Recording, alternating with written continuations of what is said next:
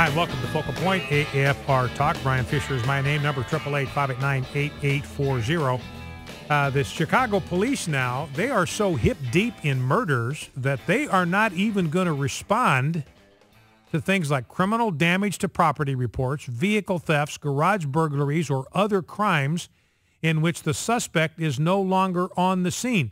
So you call 911 in Chicago and the suspect is no longer on the scene. They're not even going to show up. I mean, they're going to take their own sweet time getting to you, and that's one of the consequences. That's one of the things that happens when you don't allow people to defend themselves.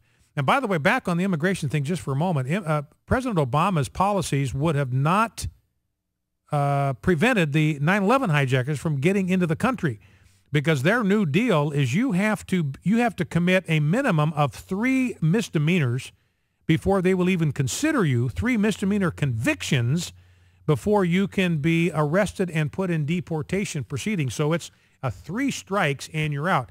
And let me ask you this question. How many misdemeanors do you get to commit without the threat of some kind of legal penalty? Now, I think I know where the 2 billion rounds of ammunition are going to go that the Department of Homeland Security has bought. You've got Chicago marchers, including Jesse Jackson. Remember, he thinks that assault weapons can be used to shoot down planes and blow up railroads. And he is now begging Barack Obama to send the Department of Homeland Security to the streets of Chicago to patrol the streets of Chicago. So now we're getting the first calls. And remember, the Department of Homeland Security, I mean, they are becoming virtually a domestic army with what they've got, the weapons, 2 billion rounds of ammo. It's all hollow point that they can't use on the field of battle. Those are designed for the citizens of the United States, and that's one of the main barriers that we have in our system of government is we do not use the Army, federal troops, to patrol American cities. That's the job and the responsibility of local law enforcement. If you need more than that, you bring in the National Guard. Again, the National Guard in your own state. So major departure here. We could be seeing Department of Homeland Security patrolling the streets of a town near you. Now, Mark Kelly, he is the husband of Gabby Giffords. He's out there calling for a renewed ban on assault weapons, and he doesn't even know if the 1994 ban worked. He was asked this by Chris Wallace about the 1994 ban. Did it work? And he said, I don't know if it worked or not.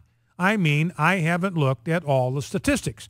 And that just shows you the emptiness of the whole liberal approach to this. It just feels good.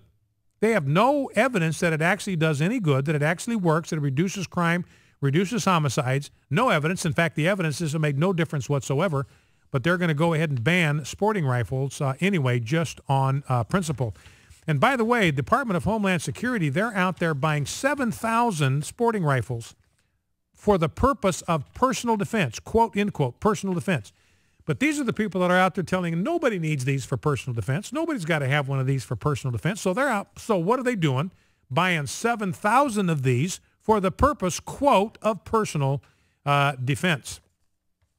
And there's a New York Times piece that indicates that these gun laws in Chicago don't work. New York Times, first 2 paragraphs, not a single gun shop can be found in the city of Chicago because they are outlawed. Handguns were banned in Chicago for decades, too, until 2010, when the United States Supreme Court ruled that was going too far.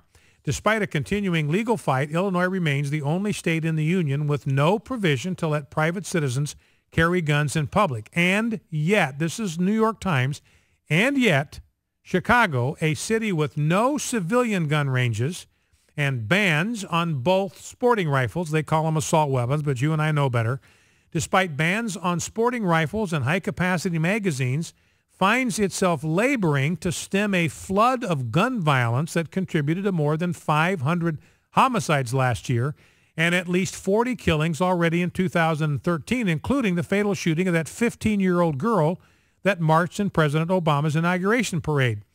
Listen to this, New York Times, to gun rights advocates, the city provides stark evidence that even some of the toughest restrictions fail to make places safer. So that is the New York Times.